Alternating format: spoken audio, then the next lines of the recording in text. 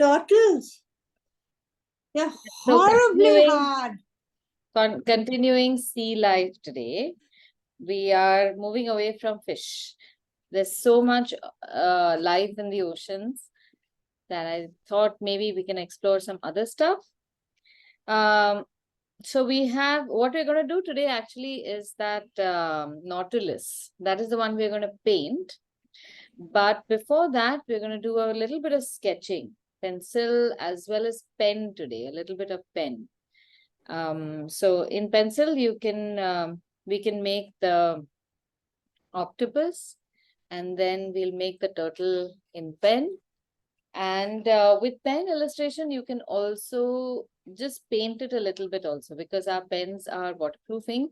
So we will make a sketch and then just add a little bit of color in a few places.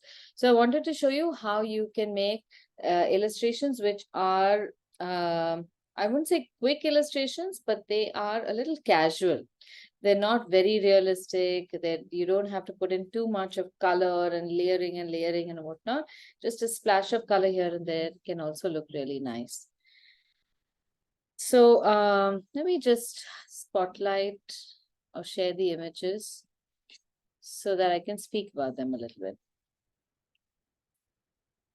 A lot of times sea creatures, many sea creatures in fact are very serpentine.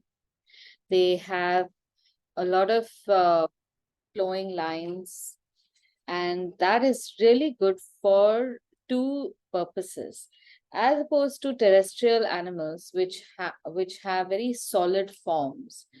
The marine animals have a very fluid form. So you can practice the sketching of fluid lines better with this, as opposed to terrestrial animals. The only terrestrial animals that I can think of that you can do this well with are reptiles. Everybody else, every other creature has got a very distinct form and it's very solid. Now, the reason why those free-flowing lines are good is because, or study of those lines is good, is because very often you will find that these are the kinds of lines you would use in flourishes, sometimes even in embellishment, which you don't find, maybe you will find in vines or plants. But the kind of, there is a certain physics with which things move. Liquids move in that way, but you can't obviously sketch liquids. But the next best thing is sketching something like a tentacle, or maybe the tentacles of jellyfish, because they flow with the liquid, and we can capture that kind of flow better when we see a physical form in it. And as we proceed, you will notice that you will start becoming more familiar with a grace to your curves. So even when you have to make a composition of, say, flowers, or fruit and flowers, or even fabrics together, you will be able to incorporate certain lines of form that will bring together the picture much better from studying these forms. All right, so I'm going to just demonstrate first how you should do this, because I want you to use a very free hand when you're sketching. There's no point in erasing. We are going to start from light lines to darker lines. And we are not going to finish this picture. This is just going to be a sketch. So all the lines are going to remain on the paper. They need to be there as building blocks for your final image.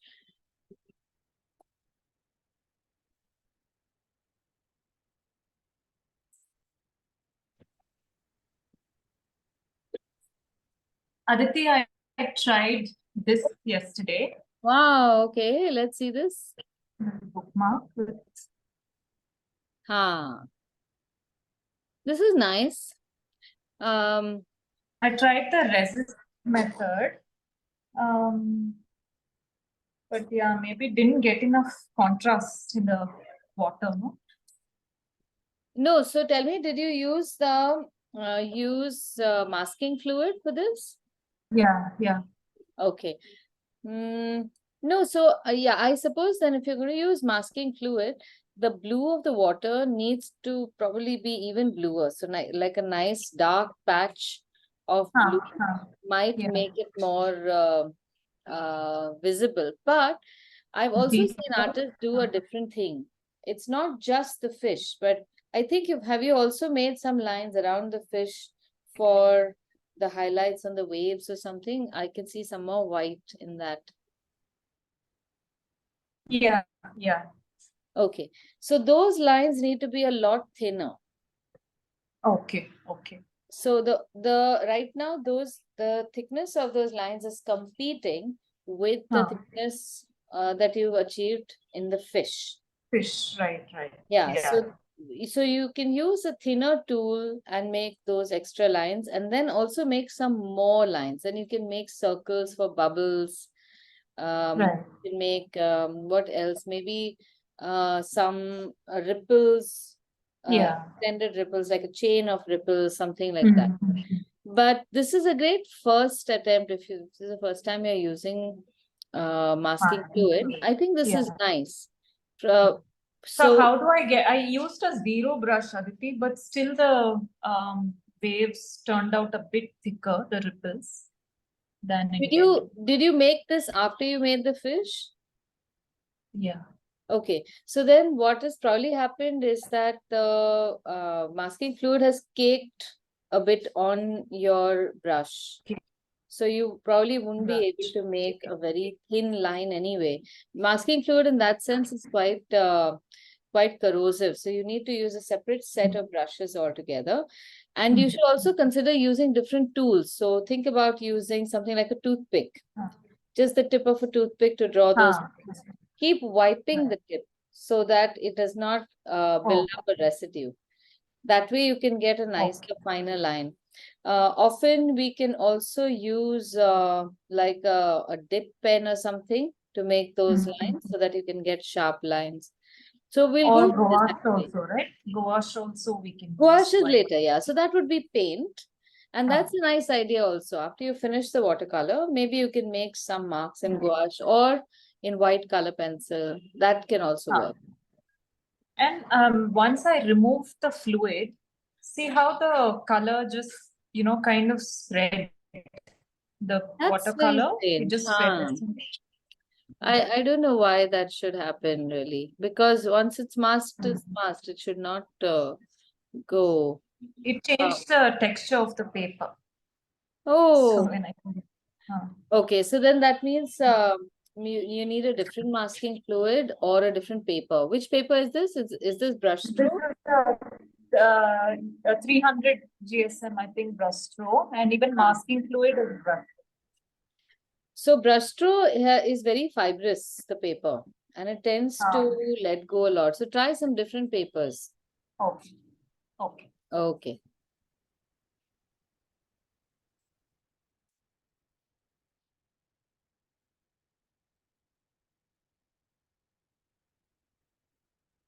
All right, so let's go to the octopus.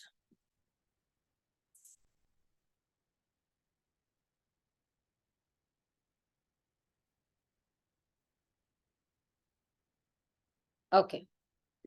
So a very dramatic, almost like a dancer's pose. I really love this picture of the octopus. So when you're sketching something like this, always go for the lines that you can see easily, of course. So you can see the head here, so you draw this. And all these lines are intertwined one inside the other. Very often you will find parallel lines. And there's a beautiful flow to this. What you will now here you see something very strange in octopus, where you have a sharp, almost a sharp turn. But this makes for a very beautiful illustration also. What you might not see are angles like that, or twirls which are too tight like that, which make no sense. which is what we'll end up doing when we're thinking about making flourishes. So what I'm going to advise you to do, the method of sketching this is to block the lines that you can see, start filling in the details.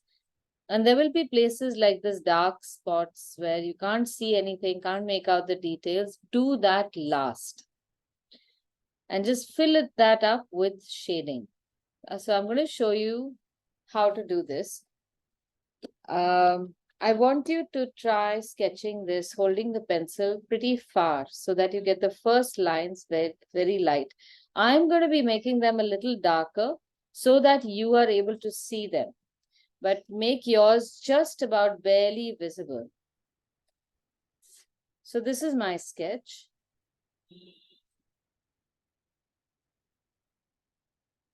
Multiple lines. And everything is in proportion to each other.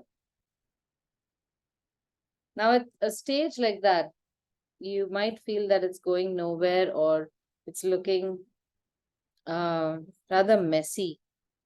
But keep all the lines. Remember, I'm making this much darker than you should be making it. Otherwise, you won't be able to see it. So my sketch would probably be like that. Just so you know how light it is. Okay, so it's barely there.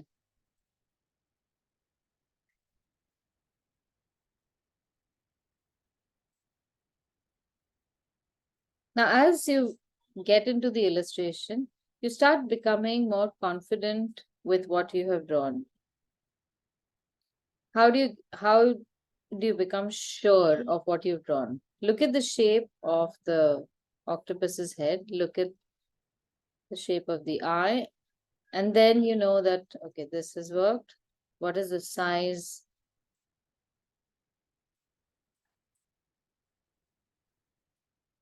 of this tentacle? And once you're happy with this, you can start making it slightly darker.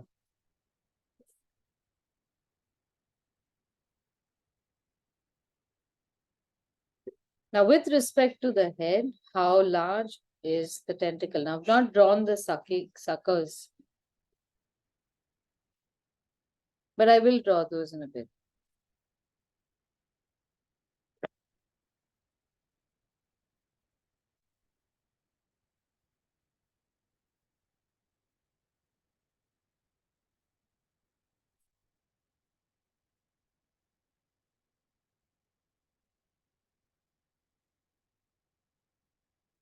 Then, every other element that you're drawing, look at in relation to the previous element where you have to draw it. So a little bit of the tentacle in the foreground comes out from here, just underneath here. And then the line, the edge of that tentacle goes up and creates a space in such a way that you can have one more tentacle creating the third side of a triangle over here. So if you see yourself turning over here, just check that you will not be able to make a good sized triangle with this third tentacle. You literally need to just use these kinds of visual cues to get the right proportion. That is what we have to learn to see. Now flatten all of the edges of these suckers. They almost look like some mechanical plastic suckers, no? Beautiful.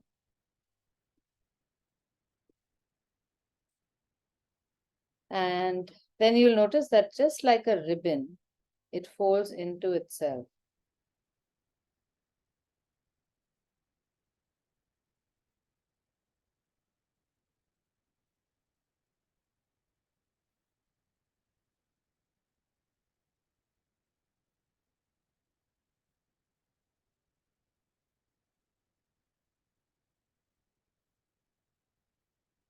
And now in this space, we have to draw all those little circles. Draw the one that you're most confident about the shape. So this is almost a flat circle in front.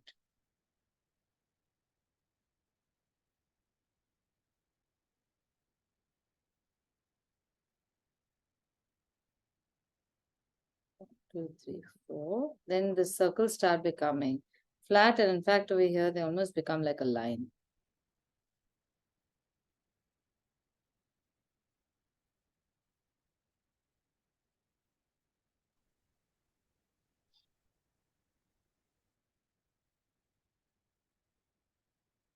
Those which you cannot see or don't see the shape of or are a little confused, just skip over and make the ones that you do see.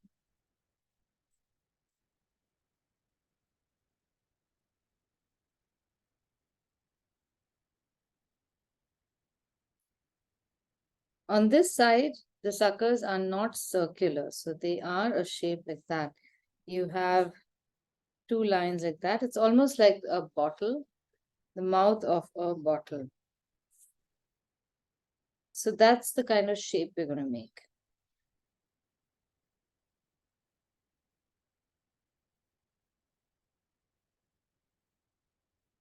Now, when you're constructing this, very often the shape looks really odd, but it'll start looking better when you start adding some shading. So here there's a very dark shadow. The moment you add that shadow, the silhouette of the suckers will start becoming more apparent.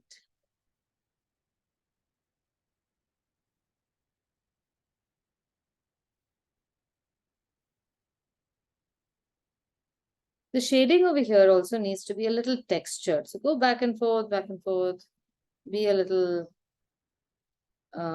adventurous, I guess.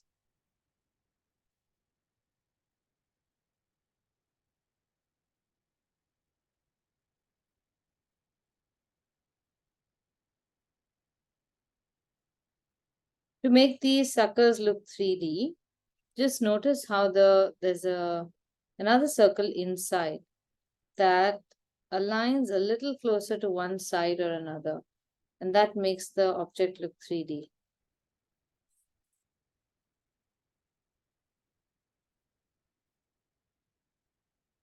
The eye is in line with this. Almost got a brow and a shadow here.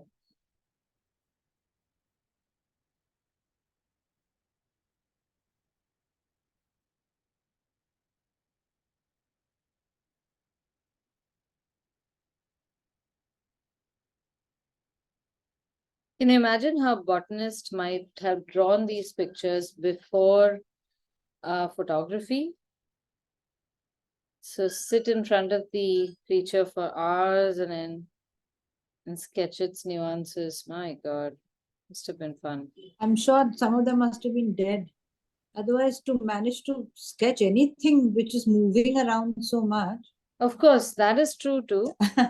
But yes, they must have tried to get them to them. I know Probably in a tank. yeah. So I know when I met I met the wife of an illustrator of birds, and I'm trying to remember his name. I have his name on the tip of my tongue, but I'm forgetting it. This was in Goa, and he used to illustrate for Salim Ali's books. So whenever there were any dead birds around, they had told the local villagers wherever they were studying or illustrating to not discard them and to come and tell them or bring the carcass to them. And then he would get it stuffed and then he himself also became a very prolific taxidermist and had all these specimens in his studio. So however, he wasn't he wouldn't kill birds. He would go and sit for hours in their habitat and painfully sketch many birds by just observation.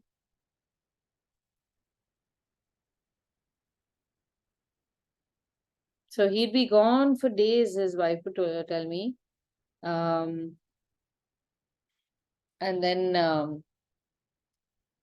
the places that he had to go also had to be remote because you would want, I mean, the birds don't stay very close to human habitation. So then he would carry his flask, sometimes with coffee, sometimes with whiskey, and go and sit in a pond somewhere, literally in a pond, and make these illustrations. It was almost like a fairy tale she was telling me.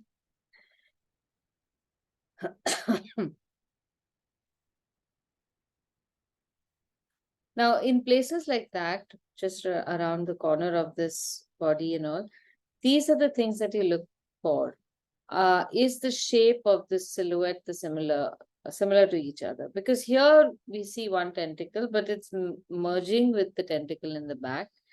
And then you don't know whether it's this tentacle that's going up over here, or God knows what is happening. So this mass of lines can be very confusing. So you use the negative space, the shape that the negative space makes, like this, the shape over here, the shape over here. What kind of shape do you get over here, this blue part?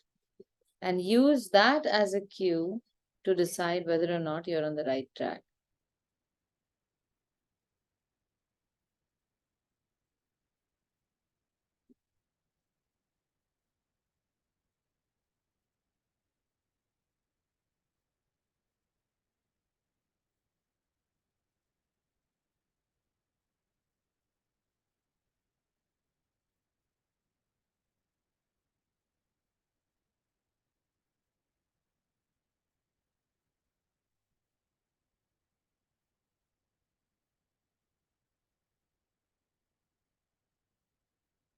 So imagine if this is your subject and you've studied this, how does this translate into what I was telling you about, the flourishes? Suppose we visualize this as the letter O.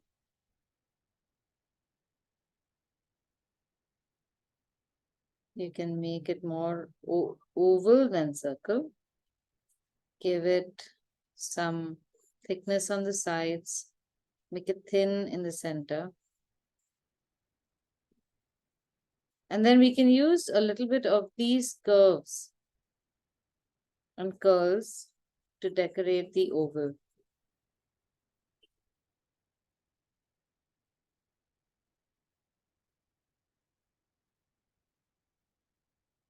So how do we create a flourish with this?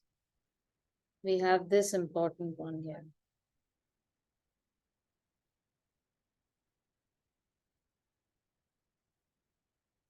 Then you have one coming from the bottom.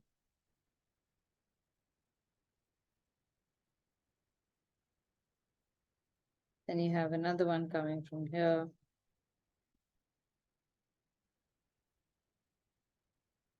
And you also have one coming from behind.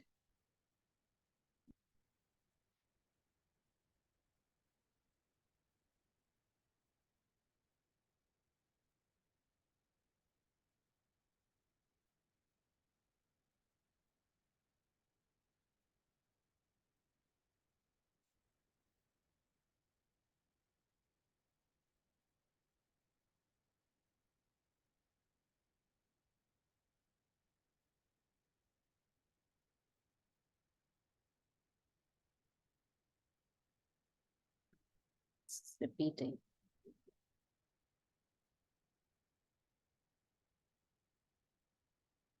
So this can make for such a nice little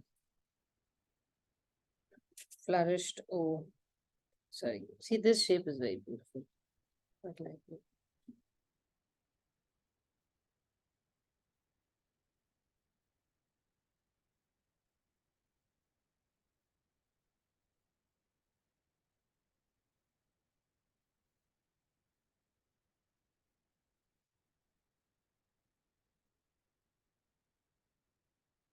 I remember these used to be my biggest problems. How do I make something that looks very natural and very beautiful, but it has multiple curls? I would make something like this. If I had an O, my steps were to do something like that, which is also fine, but it's so twirly and so juvenile that it wouldn't land up looking too elegant. and I didn't know what else to do. But here I can take so many ideas from here and make these shapes. And of course I can repeat these shapes also. So here I've got this. And I can have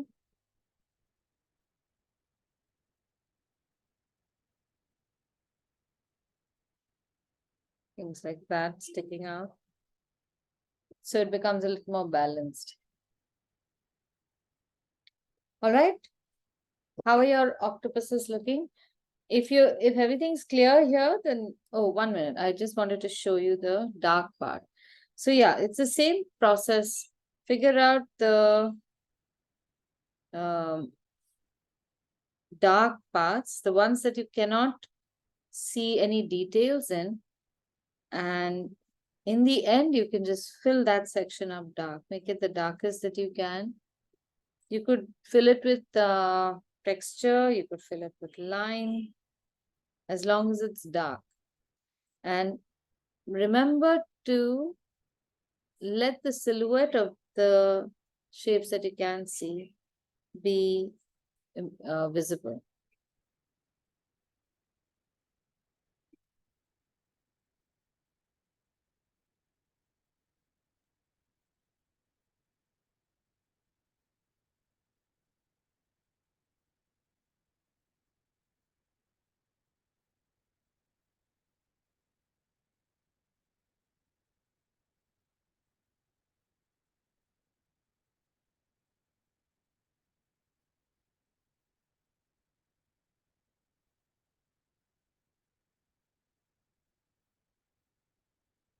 Building these contrasts is very important because this will help all these bright sections stand out.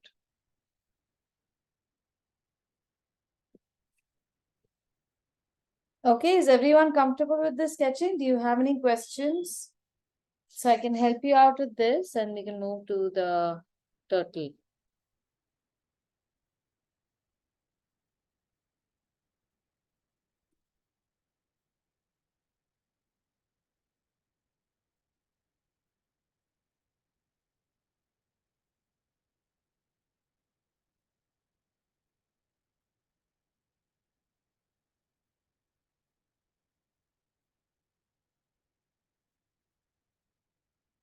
Okay, I think we'll just move to, yeah, forget the nautilus. We'll just do the turtle.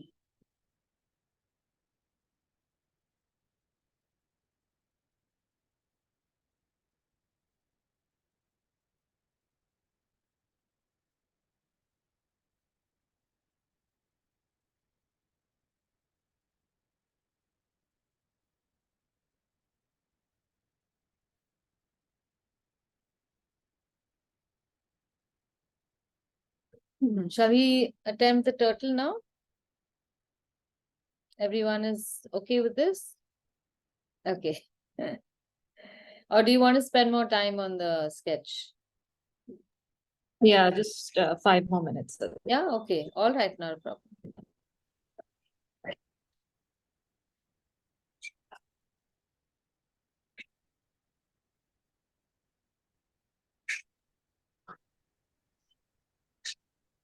His eye looks very, in my sketch, very Ganpati-ish. It is a very Ganpati-ish. Ah, very sweet. Nice, very wise old eyes, but Yeah, that's true.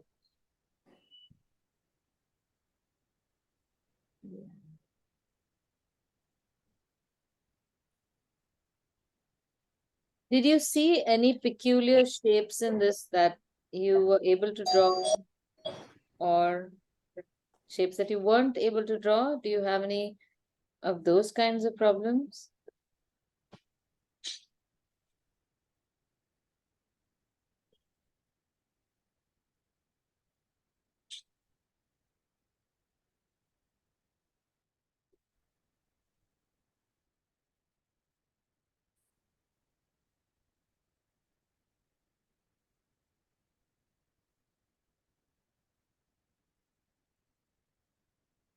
when we are shading it, can we give it that same texture or it will become too much?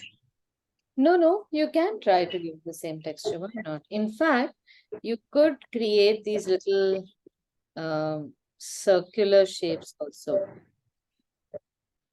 in a few places at least. See this? Um, because it almost seems to be the texture of the octopus. So in a few places where you have highlights, you leave those highlights, and in those just adjacent to that, you can make these circular shapes which add to the texture of the octopus. I don't know if there's any other texture it has. But I would refrain from making a texture that is too detailed, because then that will make the creature look very graphic. It needs to, like, for example, if you zoom in and the resolution of the image is really good, and you can see actual scales or cells or a texture of the skin, and you attempt to make it, but at this scale, it's near impossible, and it lands up looking like you're creating some kind of pattern. And that sometimes, at least in my experience, I have tried to do that because I would think that that shows great quality of art. But unfortunately, it doesn't. It just lands up looking so artificial and very static. There's something about the quality of your pencil lines. I don't know why it works that way, but even if you draw something like this, a rough line or something like this, there is that playfulness of the pencil line quality that makes an illustration look fun or accessible or very casual. So I enjoy that part of pencil sketching a lot as well. Then, of course, you have that very fine way of shading where you will do back and forth, almost like a realistic illustration.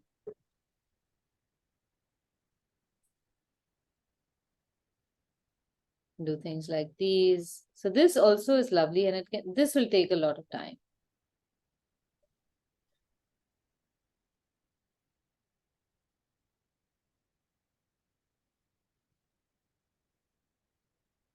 All right, now moving on to the turtle.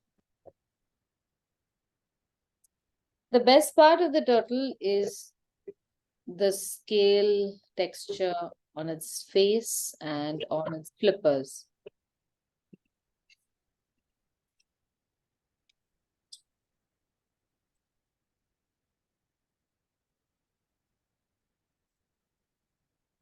So we can focus on, when you're drawing a casual illustration, we can focus on a few parts like the scales around the face, a few around the flipper, and the rest of it can be made very nice and watercolory and fun. So when drawing something like that, again, use the pencil in the beginning, and we'll figure out what are the basic shapes we can make. In this particular case, perhaps we can start with a rectangle. Oh, no, it can't be a rectangle. It has to be a square. The only reason it has to be a square is because rectangles can be of all proportions. For some reason, my lock is not working. This thing used to lock earlier.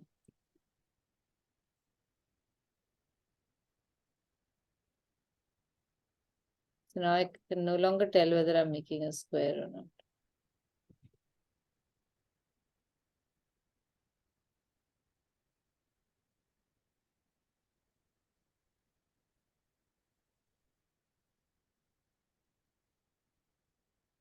We've hardly ever used a triangle, but it's the same logic. Over here now, if I make a line from here to here, this will give me the line at half of the triangle. And what does that allow me then? Then at 1/4, I have the body.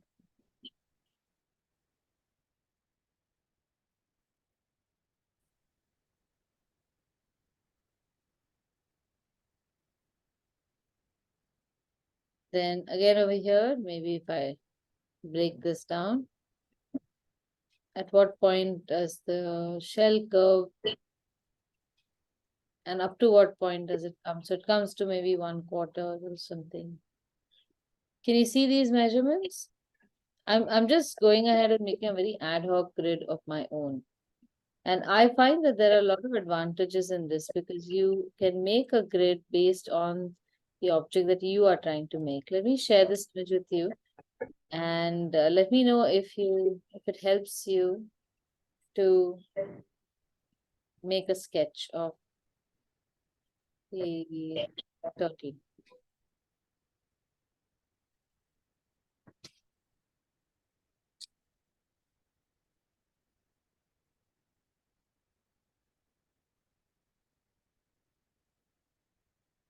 Okay. So we have a square. Use something like another spare pencil or a stick to figure out if you are indeed making a square or is it a rectangle. And these basic shapes really help us in figuring out where to position that illustration without having to draw the illustration itself. Just make the circle or square or triangles and we are done.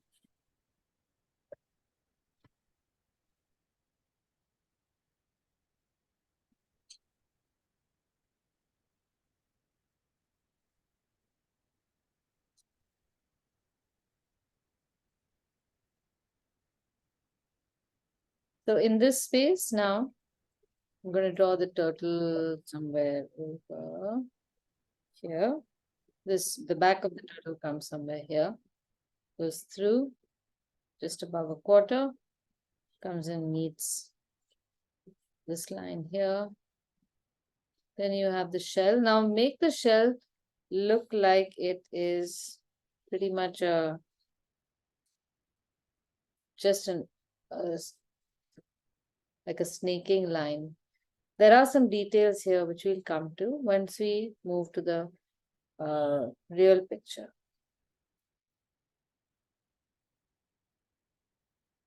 Look at how far the neck and the mouth is. I would have made it much smaller, I think.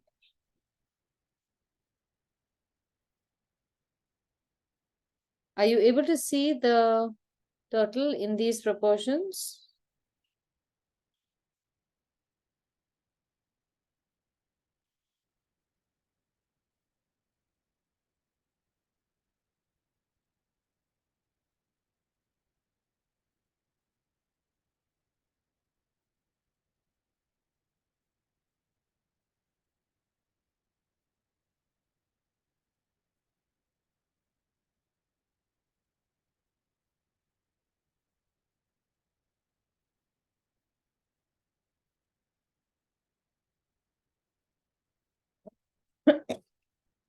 Is everyone getting the turtle okay? Okay, good. Elaine, hold the book.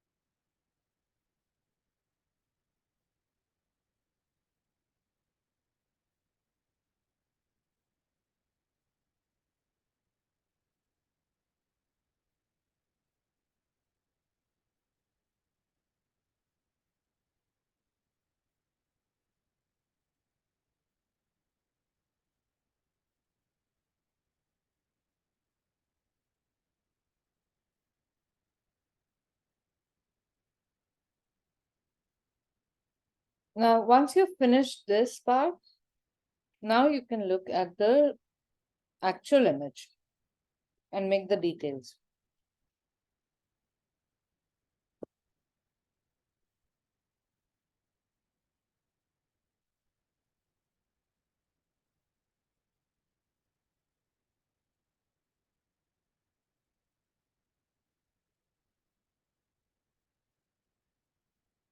Okay, today I'm going to make this in ball pen.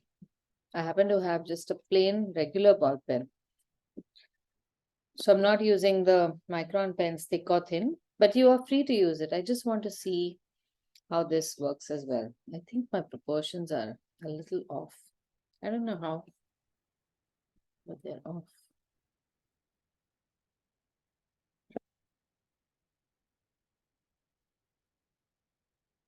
Yeah. This is where the head should come.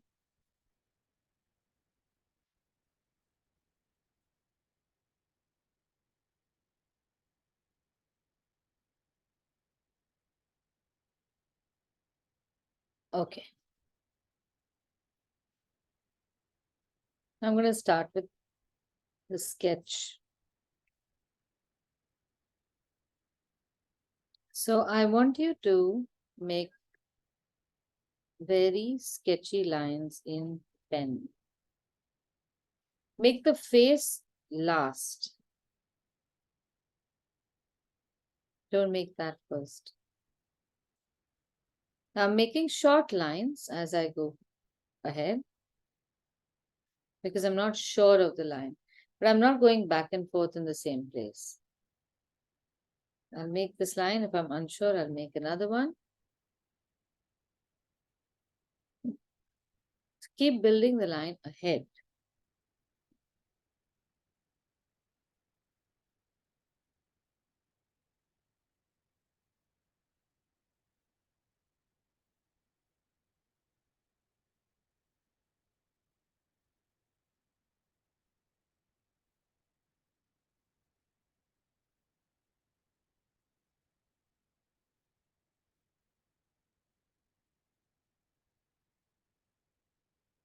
Now, even in the mouth, there's a nuance. There's a small, shallow compound curve, and then there's a curved mouth. So these little things do matter. Now, I've made the eye over here, but I suspect that this is not the right position. Something's looking odd. I'm not very comfortable with it, so I'm not going to finish it.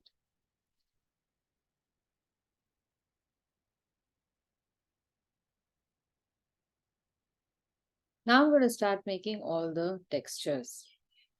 And in order to make the textures, start with one shape that you can see. And I'm leaving a gap between this because well, you can leave a gap or you can make that shape also. Let's see. You can try making the shape. So almost 5-sided shape here. And then you have the next shapes.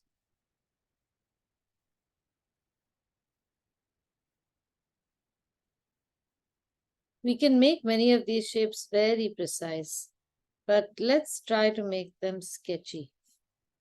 Let's see how they turn out. So some are straight lines, thin, fat, however you can make them.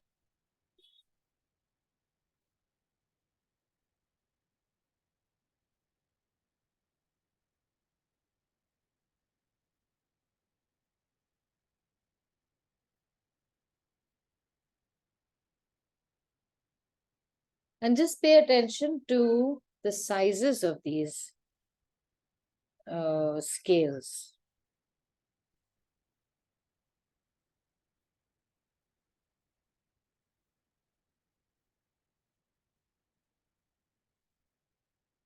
Now, since this is going to be the most prominent part, everything else, the colors are going to look a little less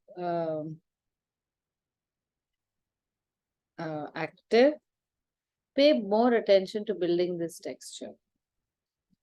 And try to make at least beyond the edges where you will make 3 sides. So here, so avoid making this kind. If this is the edge, you have made one shape, and the next shape you'll just make like that. No, go around all those sides. If you just build from one to the other, that line looks very lazy.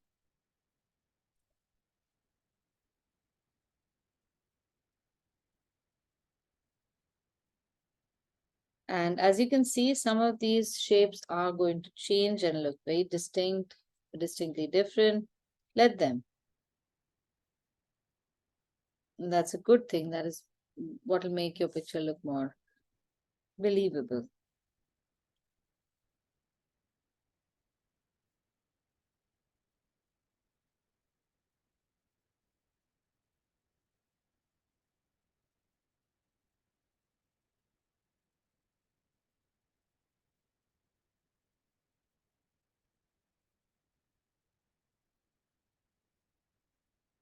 Now here the shape is very tiny, so I'm just scribbling almost like some flattened O's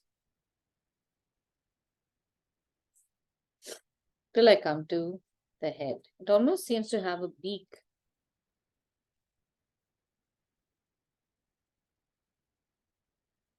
Yeah, they do have a beak. I could call it a beak. Is it? No wonder. Yes, it's very hard and it's like very horny and very can hurt. You know, they almost Yeah. bite.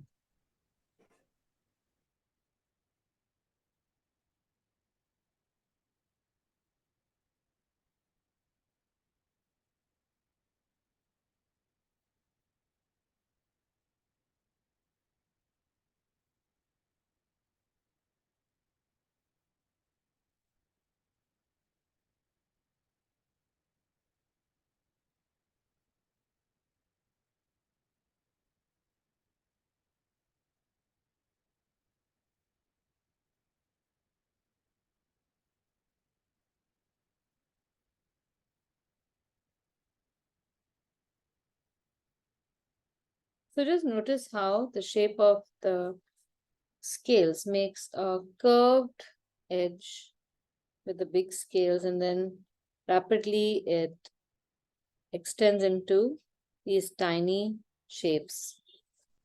So these are the important things to notice and try to replicate. And the rest we will achieve with paint.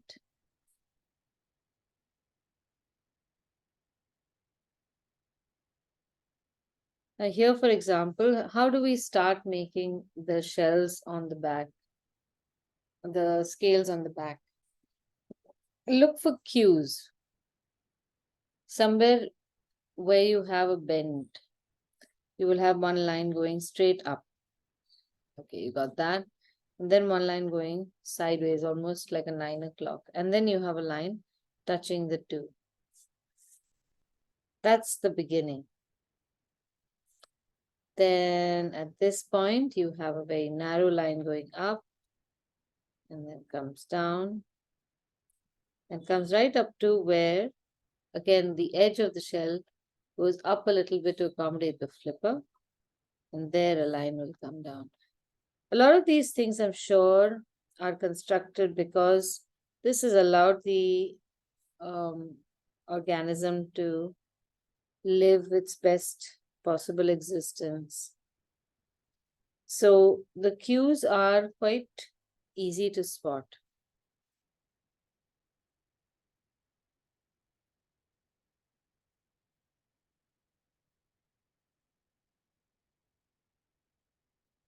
One, two, three. From here it goes up. Then it goes out there, back here. That should be it.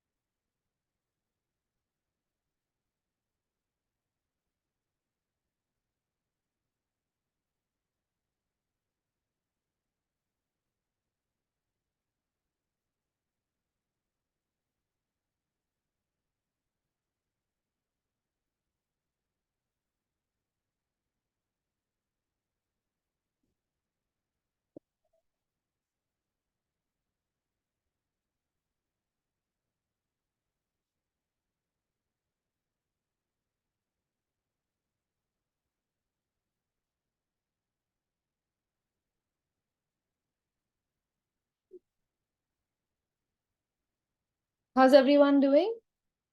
Do you need some more time to draw? We have time. I don't want to rush.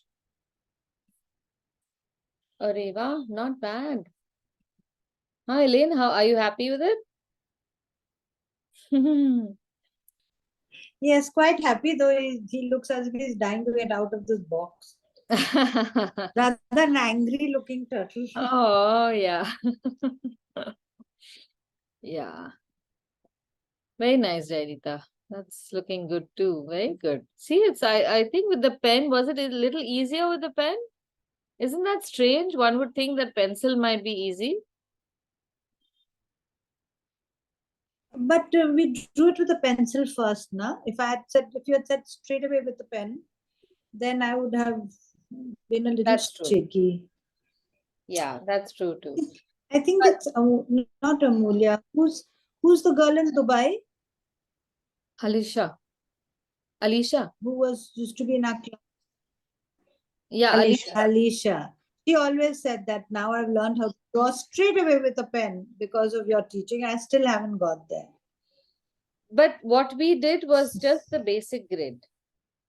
So because we are unfamiliar with these creatures, it's good to at least have some starting point. But everything else, I think, was making the texture directly with pen. So it's like making a few inroads would help.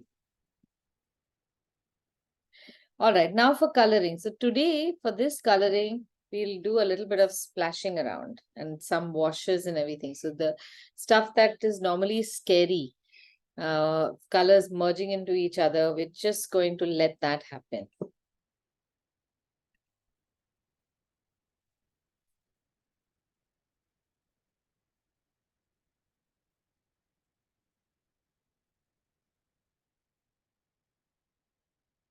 Okay, now remove all the straight lines because they will interfere with the design.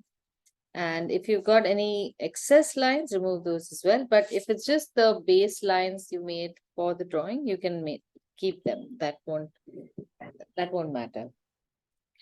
Now, since this is a medium-sized picture, it's not too large, not too tiny, use a medium-sized brush. Let's see, Amulya is very nice.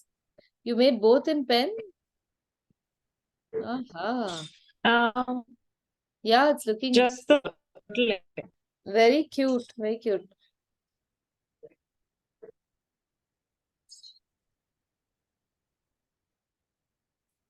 So we will use a range of colors for painting. So think of multiple blues for the water. Keep the picture of the turtle in front of you. Hydrate your blues. Now, since the blue is a slightly deeper color than the color of the turtle, we'll give it a base coat of gamboge and yellow ochre. That's the turtle. And then we will make the blue. So the shell on top, I'm making gamboge. I think I can just throw in some orange as well. So hold the brush far away and flatten it for application.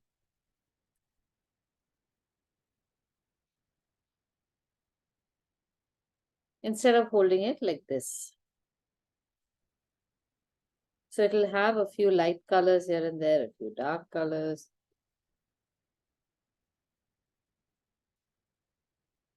And then a yellow ochre around the neck, some parts of the head, a little bit on the beak, shadows behind. So it's not all over.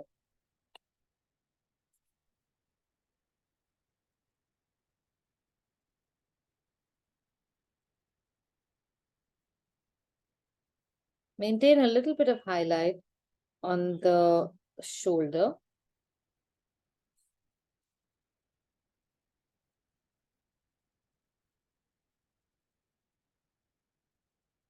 use a damp brush for some areas.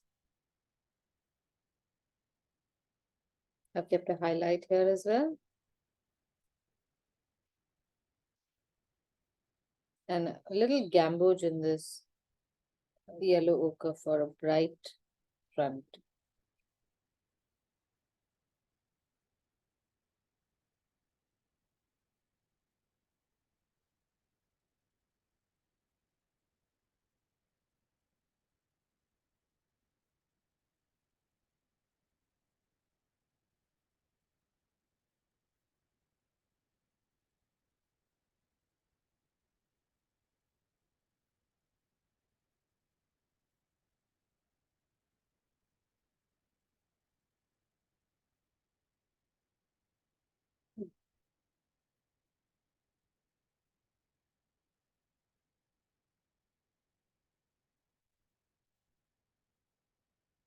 Now we need to wait till this dries.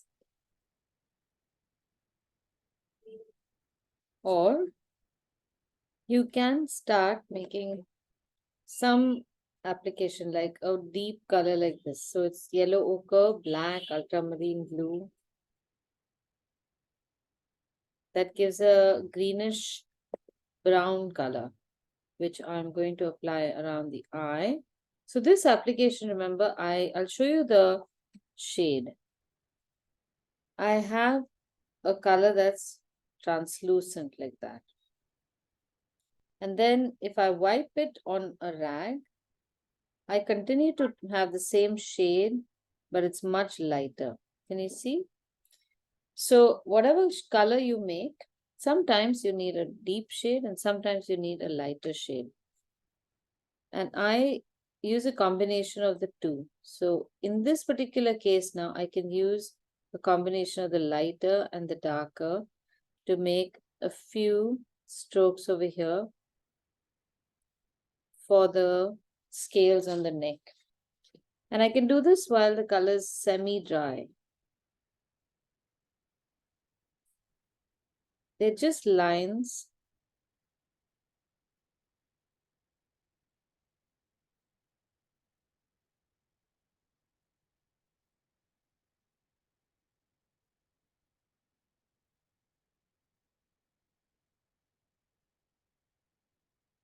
And the same color can be used somewhere over here, the neck. Now look at this as well. I'm getting a very sharp edge over here. And this can look a little disturbing. I'm going to make it like so.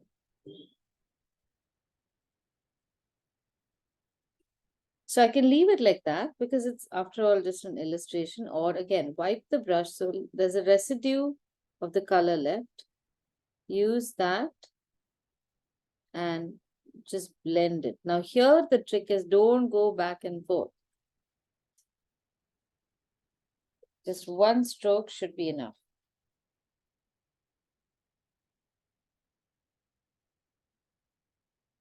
And like I said, we want to keep the lines a little casual. All right, so the bottom part has now dried. Aditi, can you just once more explain the colors that you've mixed? Yes. So this color is, sorry, it's a new, slightly different color. It's yellow ochre plus black plus ultramarine. And it's I didn't consciously make it, it was already there in my palette. And this similar shade can be made using burnt sienna and yellow ochre and one of the blues. Or you can make it also using probably scarlet and burnt umber and a little bit of cobalt blue or something. So there are multiple ways that that shade can be created. The other colors, this was just gamboge and orange, maybe a little bit of scarlet.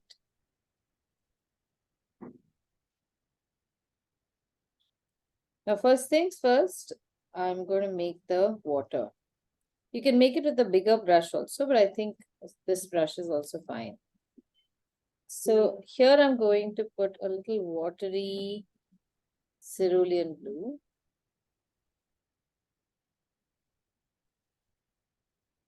And now holding the book upright, encourage the paint to come down. Do this part very slowly because you have lots of time and the space that we have to fill up is not very large. Remember to load the brush before it becomes completely dry. And you can insert the next color into the previous color even before it dries. You can mix these colors.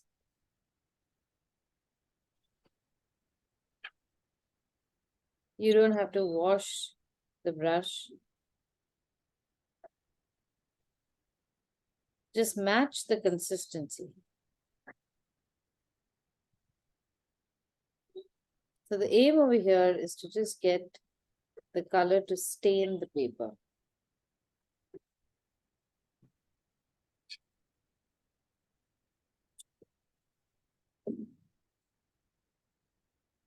As you come towards the bottom, if you're out of paint, then your picture will start looking lighter and lighter, like it's over here on the left. So add more paint, but use the paint from the cake directly so that you get a nice thick quality color.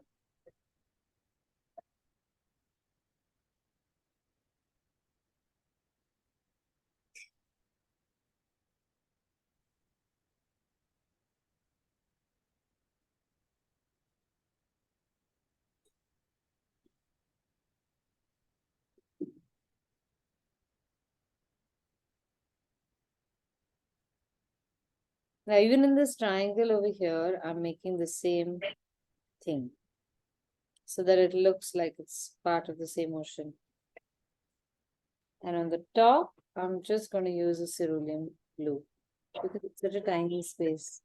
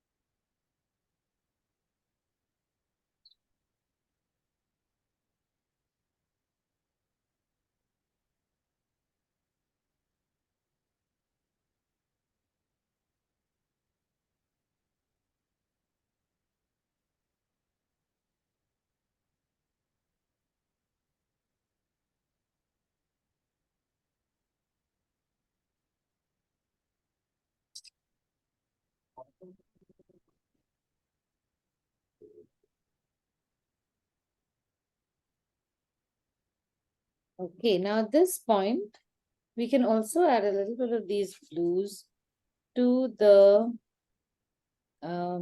turtle also.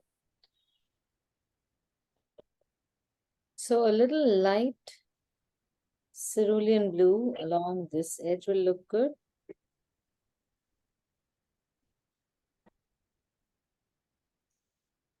And just a touch. Then there is a little I can see over here. Some I can see here. So these are optical illusions that are created while we see the creature in water. Here also I can see a little bit of deeper blue. So instead of making these sections black, you can use the glues that we have.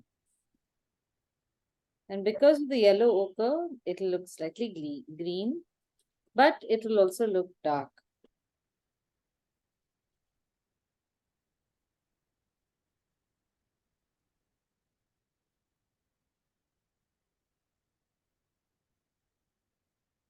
Now here's one thing you can also do with the brush.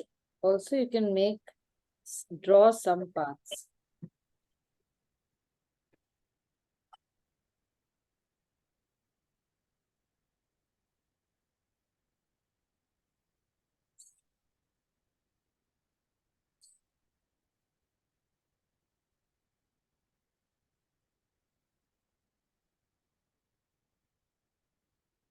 Are you getting the kind of depth that we need?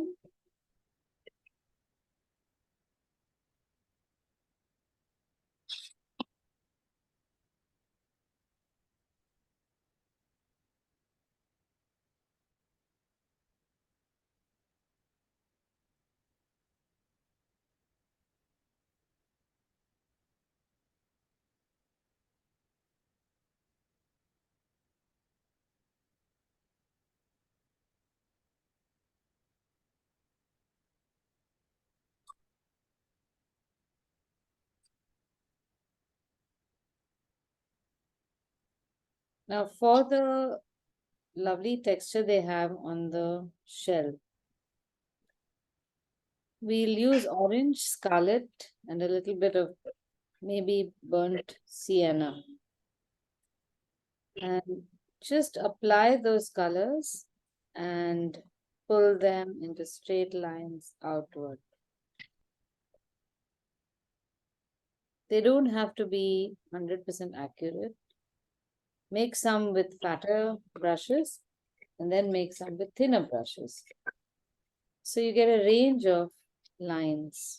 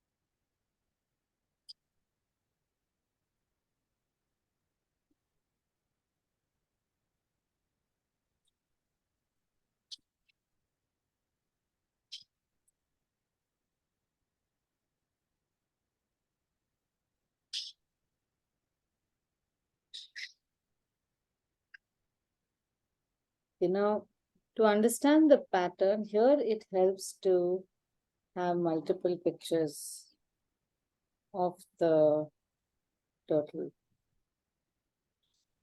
Most of these lines go sideways and radiating from the other end.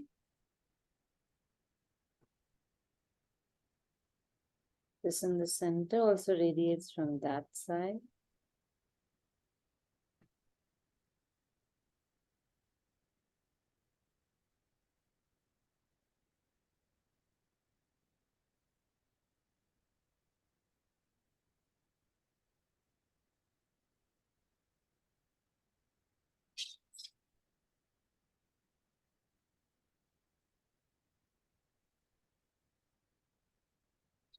So does this.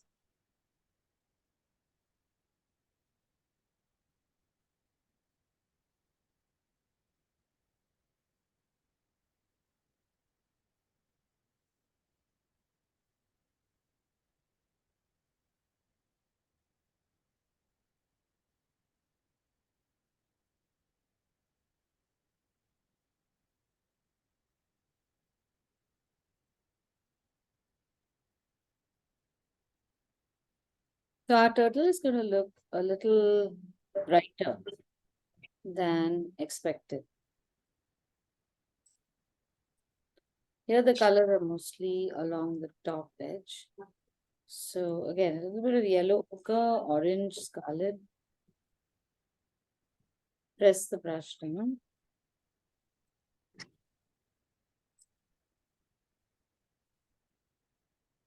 And change the shape of the colored part. It's not a rectangle, it's a very odd shape. It can be any shape. Places where you haven't put paint will automatically start looking like a highlight. If you feel like it, you can add a little bit of burnt umber or even maybe a blue to make a darker line within this shade.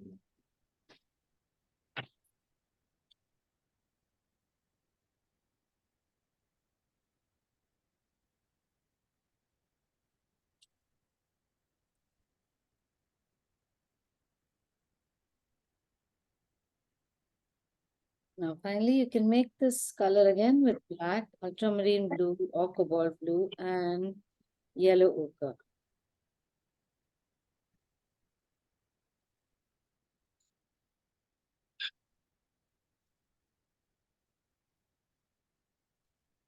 And you can start filling that in some of these sections.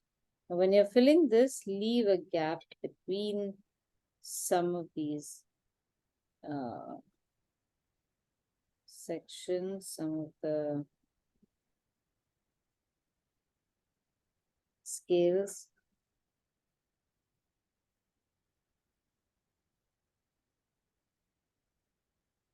And I also like making some that are light and some directly in watercolor without any edges.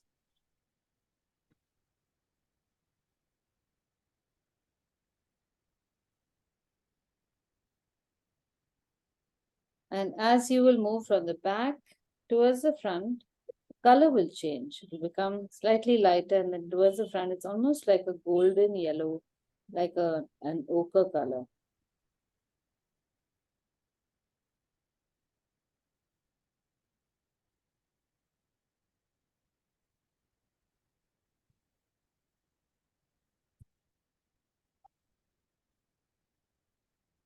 So fill these out very casually. Just fill out some, put in some color. Just tuck, tuck, tuck, tuck, tuck. And then a dashed texture here, just dashes, dashes to fill in the contour of that muscle. And then towards the front, mostly just yellow ochre. A little bit of the previous blue is fine.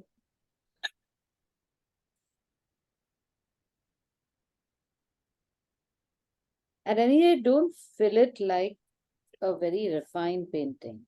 It's fine if some colors mix, they go into each other, or they don't sit very firmly in the place that you've given it.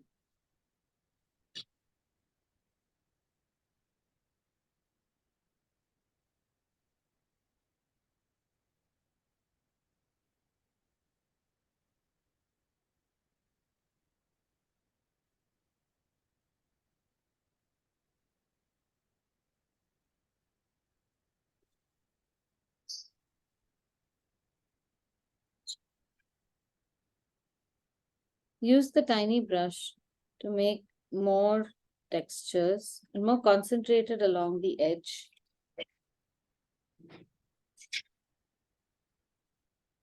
More lines here as well.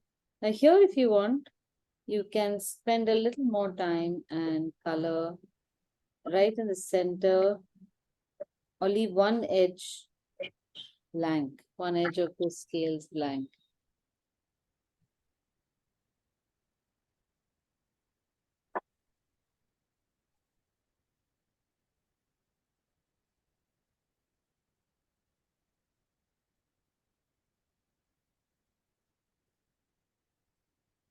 Press the brush down to create a shadow by the mouth.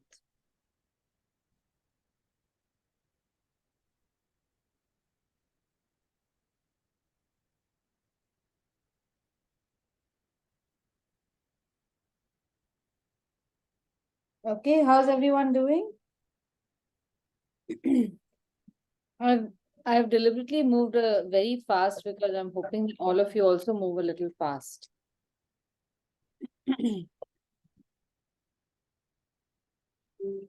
Are you able to draw fast? Don't dwell on it too much. Now the eye does not show any highlight, but as usual, I will maintain some highlight in the eye, using the same gray to make the eye first, and then I'll add a little black, and a little of that color will be added from just underneath the eyelid into the center of the eye. The little periphery of gray.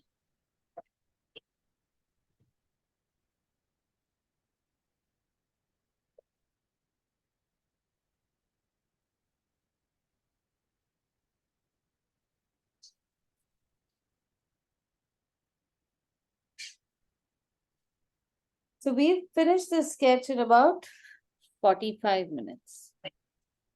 We should bring down the time for a sketch like that to half an hour.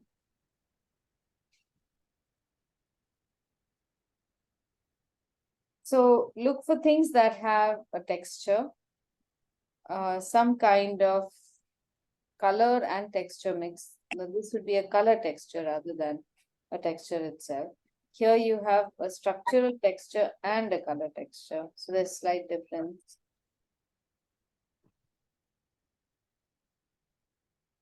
Aditi, my background, of course, is dreadful as usual.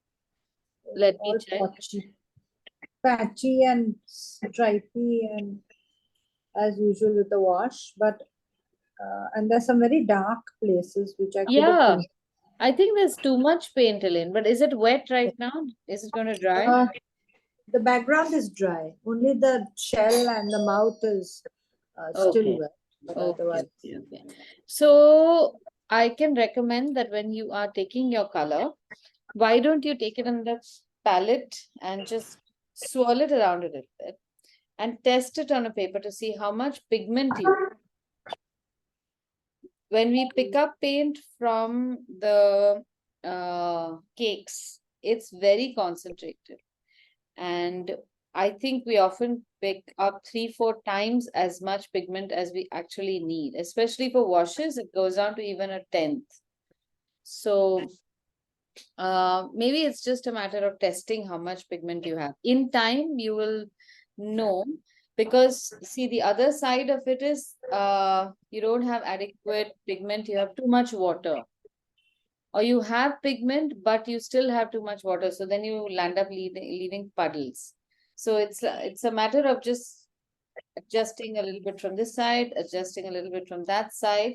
And worst case scenario, if you do land up putting a lot of pigment, the first couple of brush strokes, you will know that there is too much pigment. Then you should know how to take in a little more water in your brush and then spread that existing paint. that is what happened, and that spreading was a disaster because obviously everything I kept trying to wash off, it was too dark. My blue was too dark. Okay, So then I tried just taking water and kind of, washing it out. Then it became all stripy and dreadful. That's when then I put some more color. What to do? So that was not necessary. Did you put the more color after the first part dried or before it? It was still wet, but the deed had already been done with the washing off, you see. So then after that, Watercolor is, in that sense, it's not as cruel as people imagine it to be. So here's what I would recommend you do. Suppose you land up putting a patch of color that is very dark, and you want to remove it. Firstly, don't panic. there is ample color and water for you to wash or remove excess or take a second brush and then merge it. Now, if you are going to remove, instead of removing of the paint, you should spread that pigment in the remaining area. That is what you should do. In that spreading, the brush that you use should have at least a little bit of the original pigment. Don't wash it off completely. So that little bit of pigment, it almost like holds hands with the excess pigment and guides it around. So you are not left with blank streaks, which often happens if you use a fresh brush and just plain water. So at the very least, you will at least have a slightly pigmented base.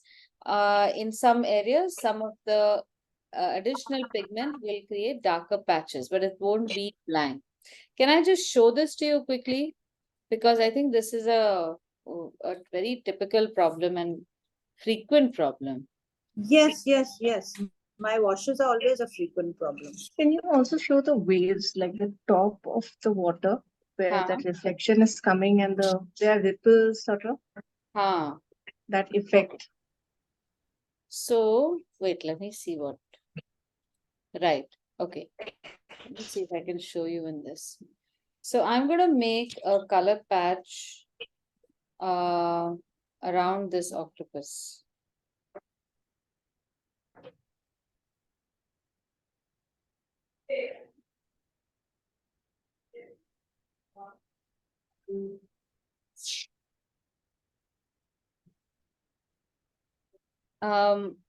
Janita, I'll make the ripples later. Let me just show the color things right now.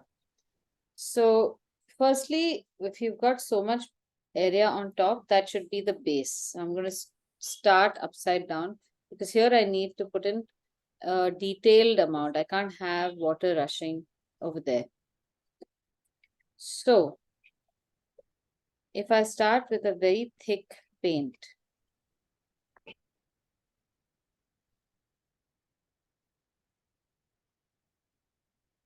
you can tell that this is not a wash consistency. Now you realize this. Okay. So here's what I'm doing. I'm just going to show you my actions. That's more important because theory is fine. I don't wash my brush entirely.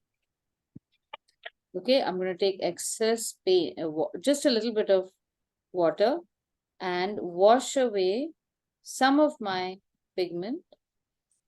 And then take a little bit of water. There's still some pigment. I've not wiped it out completely. And I'm going to now encourage the excess pigment to join the water.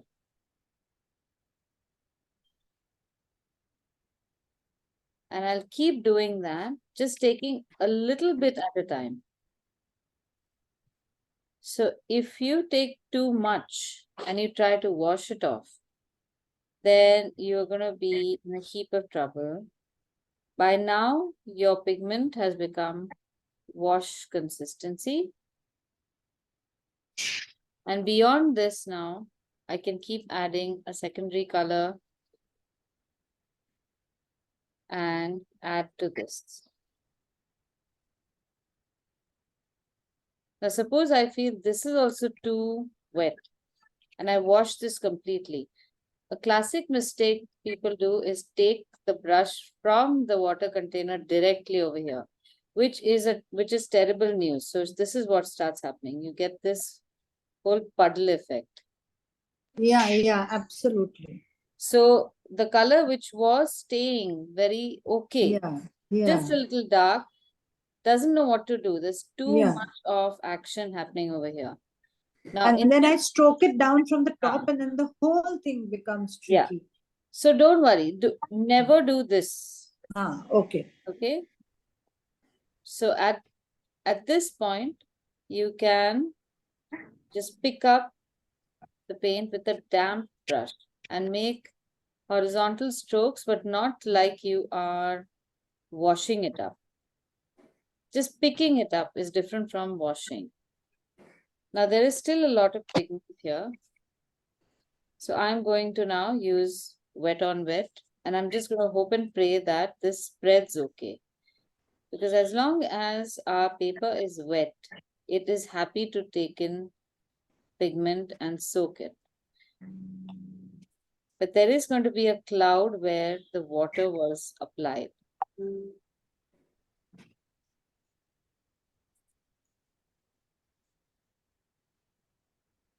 Okay, now I might as well show Janita her thing. Yeah. Janita, over here, you just leave certain sections unpainted. And you can do it while the rest of it is also being washed.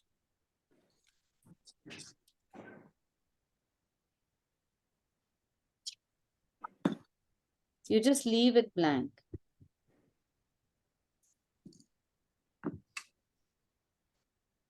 And don't create too many shapes over there. This is enough.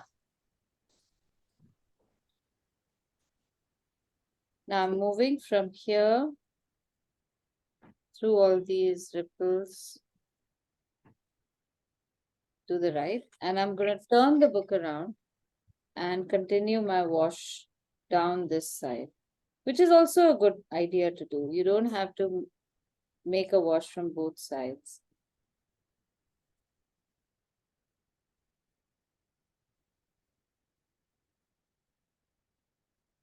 And I often recommend adding multiple hues. Don't just stick with one color wash.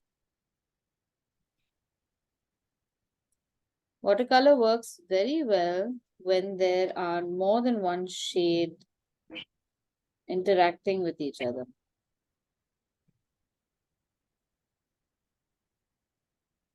Now I think I'd best bring it down straight.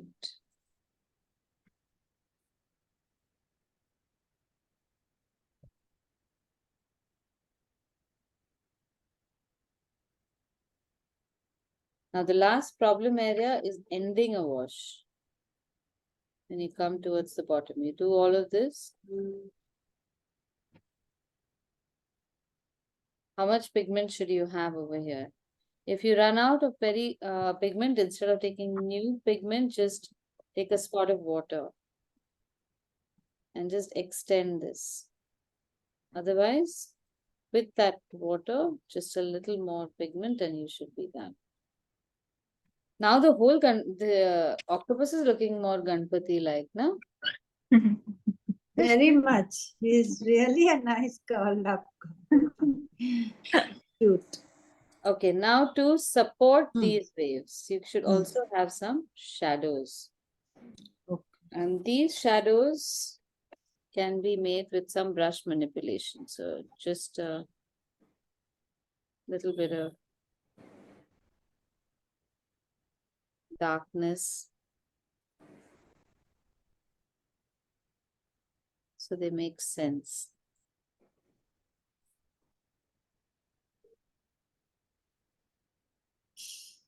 Because if it's just white, it looks a little odd, no?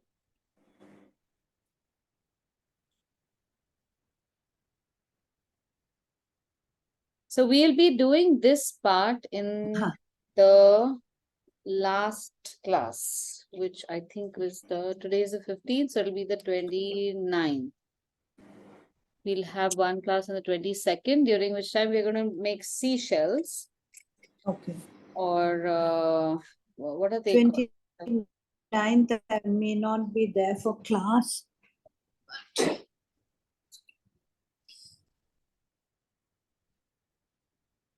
I think again this month your batch has got the most classes.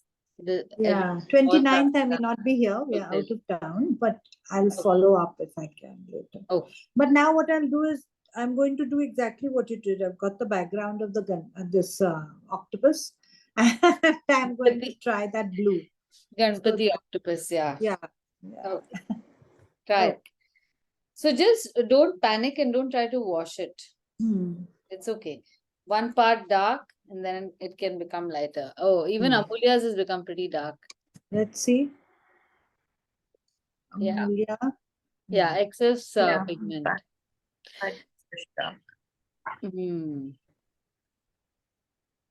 No, Pens because I smudge. can't see y'all painting, na? Oh, this is nice. Sushmi's is, oh no, this is Janita's. Very nice. My pen smudged, so everything is blue. Your ball pen smudged? That is so strange. I didn't realize that ball pen also smudged. Okay. Mine is very subtle, Aditi. Areva, Sushmi's is very nice. I like it. You got the highlights and all so well. Thank you. Very nice. Great. Good. So the last class on the 29th, we are going to be doing boats. Because I'm using the opportunity of doing stuff in water to also paint boats. And then that will require drawing the boat, Perspective. reflection, and then waves and things like that. So it's No, this month has been instructive. There's been a whole lot of bugbears, things that I just can't paint. So at least now I know where all the problem areas I need to concentrate on. Good, very nice. Please note all these down and send them to me, because I don't realize what your problem areas might be. So if you can send them to me, then I'll keep in mind that through Sea Life, at least this is what we achieved. Yeah. Cool. Okay, so again, happy Independence Day. Yes. I yes. shall see You you too, next time. everybody else. Bye. Thank you. Thank you. Bye. Bye. Bye, everyone. Thank you. Bye bye.